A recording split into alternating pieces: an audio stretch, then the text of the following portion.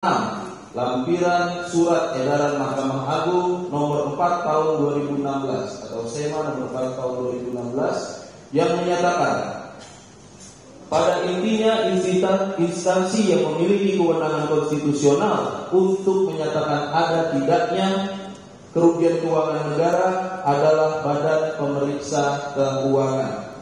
Sedangkan instansi lainnya hanya berwenang melakukan pemeriksaan dan audit pengelolaan keuangan negara, namun tidak berwenang menyatakan atau mendeklar adanya kerugian keuangan negara.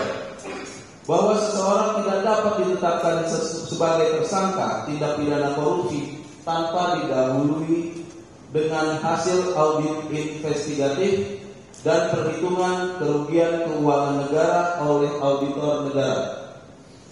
Setelah dilakukan audit investigatif oleh BPK RI dan BPK RI telah menyatakan atau mendeklar terjadi kerugian keuangan negara, maka aparat penegak hukum wajib membuktikan dan delik elementen atau unsur delik yakni perbuatan melawan hukum melalui proses penyelidikan dan penyidikan. Apabila semua terbukti valid, barulah penyidik instansi termohon dapat melakukan penetapan tersangka. 7. Bahwa pada faktanya kebijakan impor gula pada masa kepemimpinan pemohon sebagai Menteri Perdagangan hanyalah policy maker, adalah ranah hukum administrasi negara, sehingga perbuatan pemohon dalam mengambil kebijakan impor gula untuk kepentingan masyarakat bukan merupakan tindak pidana. Bahwa dalam menetapkan seorang sebagai tersangka, seharusnya termohon memastikan perbuatan yang dipersangkakan adalah perbuatan orang atau korporasi dalam hal orang perorangan, maka perbuatan dimaksud harus perbuatan dalam kapasitas pribadi, bukan perbuatan dalam kapasitas jabatan. Bahwa apabila dalil tersebut dihubungkan dengan proses penyidikan perkara ini, diketahui dalam perkara akuo termohon menyasar pada kebijakan pemohon semasa menjabat sebagai Menteri Perdagangan periode Agustus 2015 sampai Juli 2016. Bahwa kebijakan seorang menteri adalah kebijakan pejabat tata usaha negara yang hanya dapat dinilai secara hukum dari segi hukum administrasi negara atau hukum tata negara. Apakah perbuatan merupakan perbuatan menyalahgunakan kewenangan sebagaimana Undang-Undang Nomor 30 Tahun 2014 tentang administrasi pemerintahan.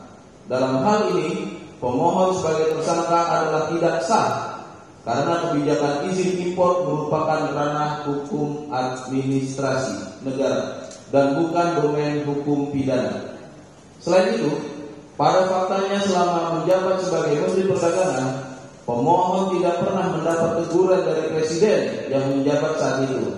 Dengan demikian, tindakan pemohon sebagai Menteri Perdagangan telah diafirmasi oleh Presiden selaku Kepala Negara dan merupakan pimpinan negara Republik Indonesia. Dengan demikian, tindakan pemohon oleh karenanya telah beralih sepenuhnya menjadi tanggung jawab Presiden. Dengan demikian, penetapan pemohon sebagai tersangka adalah tidak sah. Bahwa berdasarkan fakta dan dalil tersebut di atas, dengan demikian penetapan pemohon sebagai tersangka adalah tidak sah dikarenakan tidak terdapat bukti permulaan yang cukup sebagaimana disyaratkan dalam pasal 1 angka 14 dan pasal 1 angka 14 KUHP dan putusan Mahkamah Konstitusi nomor 21/PUU/12 Romawi dari 2014. Adapun pernyataan termohon telah terjadi kerugian sebesar 400 miliar tanpa didasarkan hasil audit BPK RI merupakan perbuatan abuse of power serta merupakan bentuk kriminalisasi terhadap pemohon. Dilanjutkan lagi. Saya lanjutkan dulu. 3. Alasan yuridis bahwa penetapan tersangka pemohon oleh termohon dilakukan secara semena-mena atau tidak sesuai dengan hukum acara yang berlaku. A. Bahwa selain menerabas putusan Mahkamah Konstitusi nomor 25/PUU/14/2016 Mengenai akta loss, penetapan tersangka atas nama pemohon juga dilakukan oleh termohon dengan merabas putusan MKRI nomor 21/PU/12 mengenai syarat objektif yang mengharuskan adanya bukti permulaan membuat terang suatu perkara. Bahwa dalam siaran pers tanggal 29 Oktober 2024 video bukti P7, termohon menyatakan pada tahun 2015 Indonesia mengalami surplus gula. Sedangkan pada faktanya berdasarkan data BPS tidak terjadi surplus gula. Termohon juga mengatakan tidak menemukan aliran dana fee kepada pemohon. Namun termohon berkilah korupsi tidak harus dapat aliran dana. Kami ulangi, namun termohon berkilah korupsi tidak harus dapat aliran dana. Pernyataan tersebut patut diduga menjadi bukti adanya kesewenang-wenangan yang dilakukan oleh termohon yang mana tetap memaksakan pelaku sampai dengan penetapan pemohon sebagai tersangka. B. Bahwa pelanggaran hukum termohon lainnya dalam perkara ini adalah termohon menerbitkan surat perintah penyidikan perkara aku pada bulan Oktober 2023. Padahal belum dilakukan penyelidikan terhadap perkara aku. Hal ini bertentangan dengan pasal 102 KUHP yang telah menggariskan proses penyelidikan sebagai langkah awal untuk memastikan benar adanya peristiwa yang diduga sebagai tindak pidana dan mengumpulkan bukti permulaan atau bukti yang cukup agar dapat dilakukan tindak lanjut penyidikan. Namun yang terjadi adalah termohon secara sewenang-wenang melakukan penyidikan terhadap, kami ulangi, termohon secara sewenang-wenang melakukan penyidikan padahal belum melakukan penyelidikan. Anehnya, termohon mengaku tidak tahu kapan penyelidikan kasus pemohon dimulai, seperti pengakuan Direktur Penyidik pada Jaksa Agung Muda Bidang Tindak Pidana Khusus yang dimuat di berbagai media. C. Bahwa sesuai putusan MKRI nomor 130/13/2015 surat pemberitahuan dimulainya penyidikan atau SPDP harus sudah diterima terlapor atau tersangka paling lambat 7 hari setelah diterbitkannya surat perintah penyidikan atau sprindik.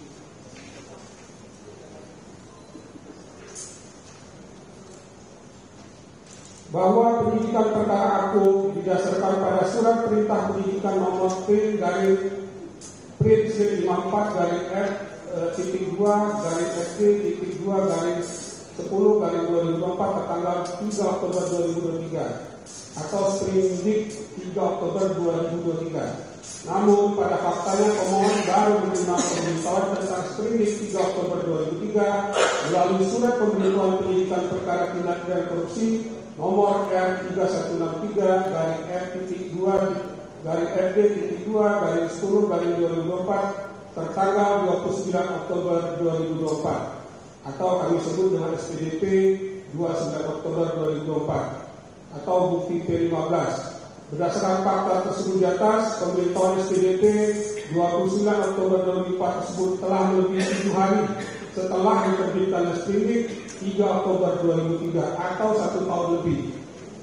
Dengan demikian, termohon telah terbukti melanggar prosedur hukum acara penetapan tersangka sebagaimana diatur dalam putusan MKRI nomor 130/PU/13/2015. Hal ini merupakan bentuk tindakan yang sewenang-wenang sehingga penetapan tersangka pemohon harus dinyatakan tidak sah. D. Kemudian kasus pemohon nampaknya mengendap hampir 1 tahun sejak SPDP 03 Oktober 2003 diterbitkan. Pemohon tidak pernah diperiksa hingga pada tanggal 8 Oktober 2024. Pemohon diperiksa sebagai saksi untuk pertama kalinya. Setelah itu, pemeriksaan kepada pemohon dipercepat, bahkan super cepat setiap minggu. Pemeriksaan kedua dilakukan pada tanggal 16 Oktober 2004. Pemeriksaan ketiga dilakukan pada tanggal 22 Oktober 2024 dan pemeriksaan keempat pada tanggal 29 Oktober 2024. Sekaligus menetapkan pemohon sebagai tersangka dan langsung dilakukan penahanan oleh pemohon. Sedangkan pemohon baru menerima surat pemberitahuan penyidikan perkara tindak pidana korupsi dari termohon pada tanggal 29 Oktober 2024. F. Pasal 1 butir 2 KUHP mengandung makna bahwa dalam kegiatan penyidikan, penyidik harus terlebih dahulu mencari dan mengumpulkan bukti untuk membuat terang tindak pidana terjadi. Dari bukti yang terkumpul tersebut barulah dapat ditentukan tersangkanya. Akan tetapi pada kenyataan dalam perkara Ko terjadi sebaliknya, yaitu termohon belum memiliki bukti berupa hasil audit investigasi BPK RI yang menyatakan telah terjadi kerugian keuangan negara dan belum memiliki bukti terhadap unsur secara menghukum memperkaya diri sendiri, orang lain dan atau korporasi. Namun pemohon sudah menetapkan sebagai tersangka. G. Dengan demikian, penetapan pemohon sebagai tersangka dalam perkara tindak pidana korupsi tanpa terlebih dahulu dilakukan perhitungan kerugian keuangan negara yang bersifat aktual loss oleh BPK RI selaku auditor resmi negara adalah tidak sah dan melawan hukum, sehingga penetapan pemohon sebagai tersangka haruslah dinyatakan tidak sah dan penyidikan perkara aku haruslah dihentikan demi hukum dan keadilan.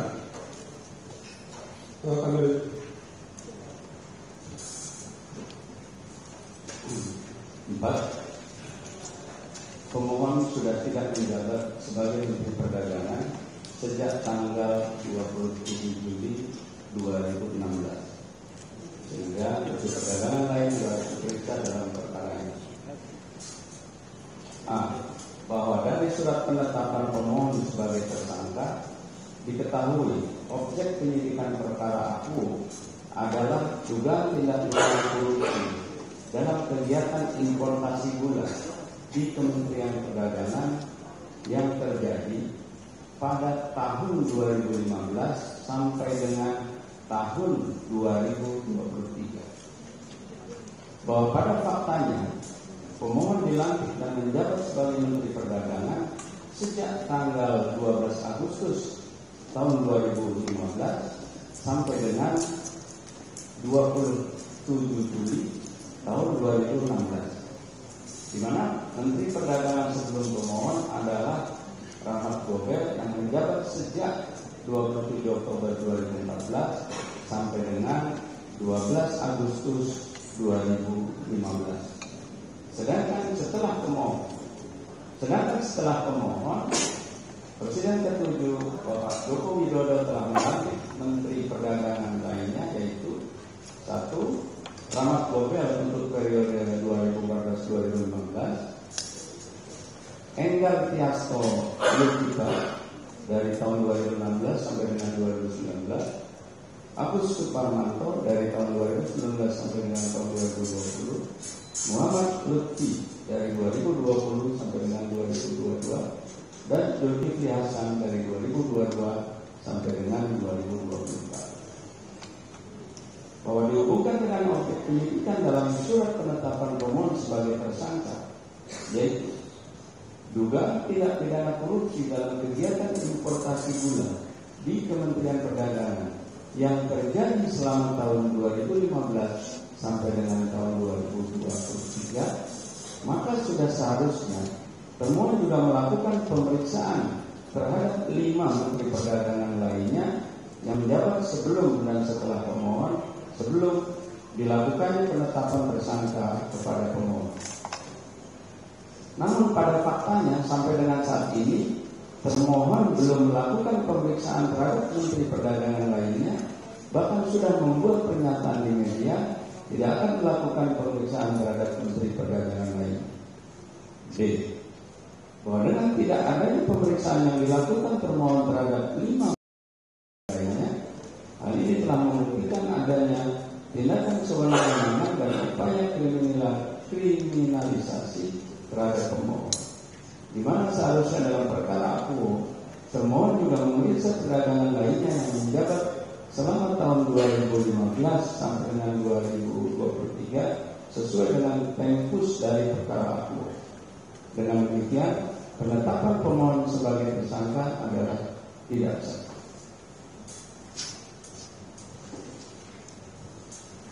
Izin lanjutkan yang mulia. B.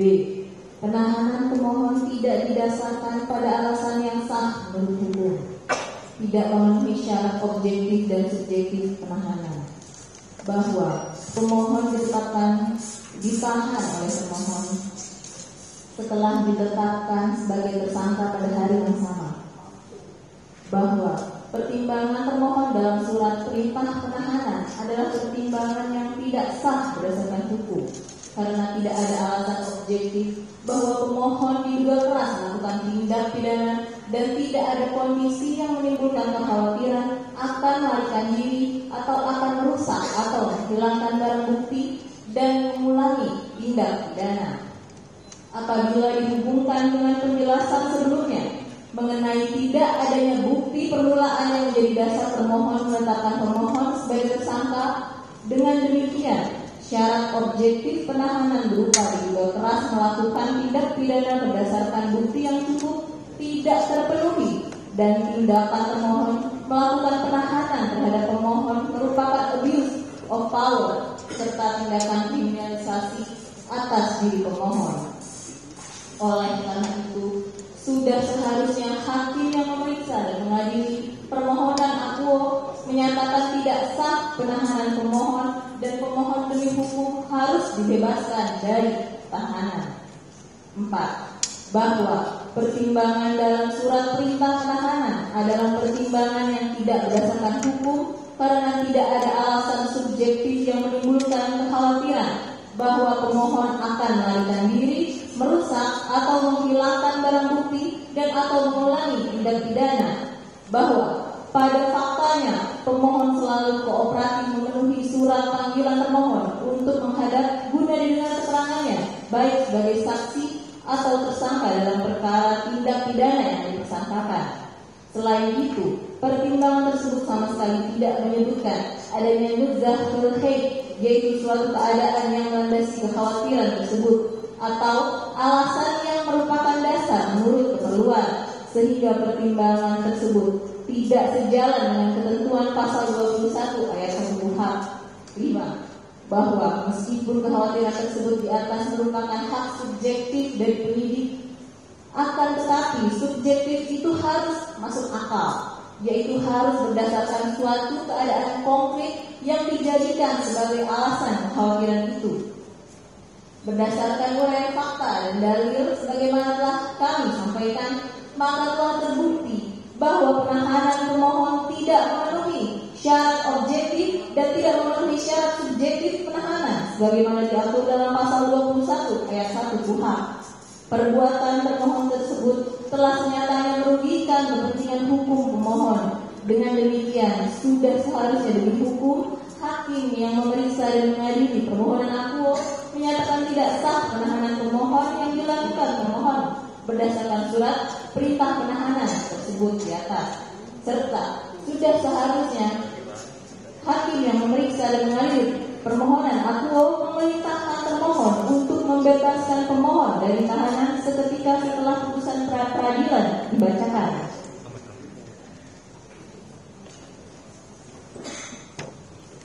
Yang terhormat, bahwa hakim pimpinan sidang pra-peradilan dan rekan-rekan termohon dan para hadirin yang berbahagia, masuklah kami kepada permohonan. Berdasarkan alasan hukum tersebut di atas, maka pemohon memohon kepada Hakim Pengadilan Negeri Jakarta Selatan yang memeriksa dan mengadili permohonan ini supaya berkenan memberikan putusan pra peradilan yang amanah sebagai berikut. Dalam revisi menyatakan demi hukum bahwa pemeriksaan permohonan pra peradilan yang diajukan oleh pemohon harus diperiksa terlebih dahulu sebelum dilakukannya pemeriksaan pokok perkara. Sekalipun termohon sudah melimpahkan perkara akuo ke Pengadilan Tindak Pidana Korupsi pada Pengadilan Negeri Jakarta Pusat. 2. Memerintahkan termohon demi hukum agar tidak melimpahkan berkas perkara ke pengadilan sebelum permohonan pra peradilan akuo diputus. Dalam pokok perkara, 1. Menyatakan, menerima dan mengabulkan permohonan pemohon untuk seluruhnya. 2. Menyatakan dan menetapkan bahwa penetapan tersangka yang diterbitkan termohon terhadap pemohon berdasarkan surat penetapan tersangka Direktur Penyidikan Jaksa Agung Muda Tindak Pidana Khusus nomor sebagaimana dimaksud tanggal 29 Oktober 2024 adalah tidak sah dan tidak mengikat secara hukum. 3.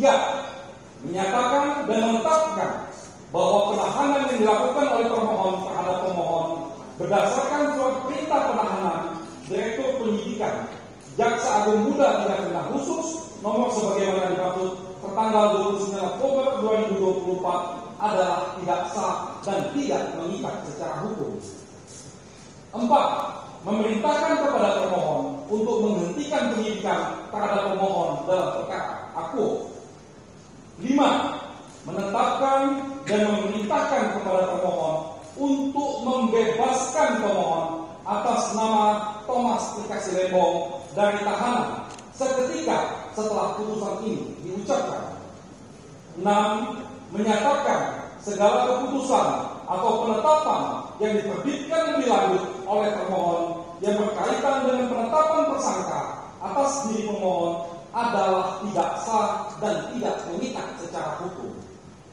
7. Memerintahkan kepada termohon untuk melakukan rehabilitasi dan mengembalikan kedudukan hukum pemohon sesuai dengan harkat dan martabat pemohon. 8. Menghukum termohon untuk membayar biaya-biaya yang timbul dalam perkara ini.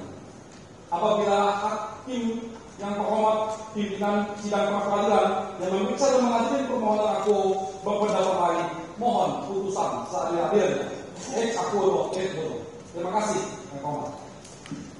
Baik, ya, jadi demikian tadi inti dari permohonan termohon. Untuk permohonan itu tidak ada yang perlu direvisi ditambah atau sudah seperti yang kami sampaikan di awal. Kalau tadi hanya pokok-pokoknya yang di awal yang lengkapnya. Tetap seperti di awal. Baik, kalau begitu mari kita susun kalendernya ya untuk kita patuhi bersama. Untuk jawaban besok jaga besok, kemudian kita langsung masuk ke pembuktian dari dalamnya, bukti surat dari pemohon dan juga bukti surat dari termohon. Langsung ya. Ada berapa rencana saksinya? Rencana kalau diizinkan kami mengajukan 5 ahli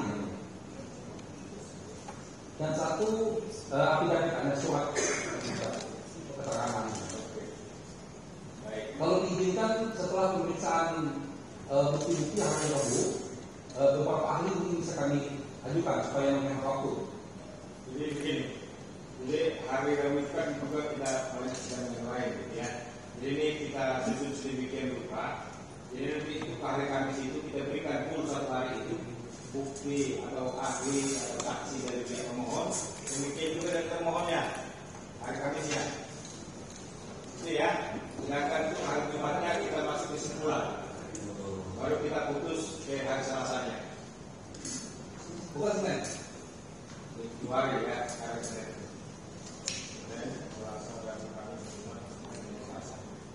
Jadi kita juga perlu waktu untuk menyusun putusannya sedemikian rupa itu ya. Kosong ya? Ya. Ulangi ya.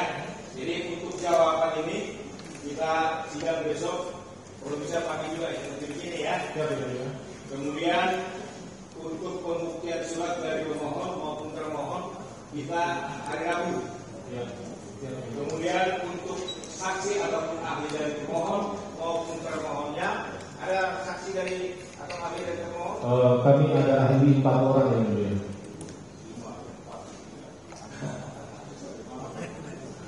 Makanya kalau bisa 2 hari, jadi bisa bagi waktunya. Baik, kalau begitu gini. Jadi kita fokus hari Kamis itu untuk bukti atau ahli dari pihak pemohon ya. Kamis ya. Hari Jumatnya, Jumat dari termohonnya. Ya, ahli dari termohon. Hari Seninnya kesimpulan. Hari Selasanya putusan. Itu ya. Mohon izin ya. Kami sebelumnya sudah mengajukan surat untuk menghadirkan tersangka. Karena mengingat termohon dalam hal ini, beliau ini yang mengalami langsung proses dari awal pemeriksaan karena kami waktu itu tidak mendampingi. Jadi beberapa hal perlu kami konfirmasi ke beliau. Baik, jadi begini, kami ya pengadilan khususnya ya untuk menghadirkan pemohon prinsipal di persidangan ya itu merupakan tanggung jawab dari pemohon sendiri. Mereka mungkin berkoordinasi dengan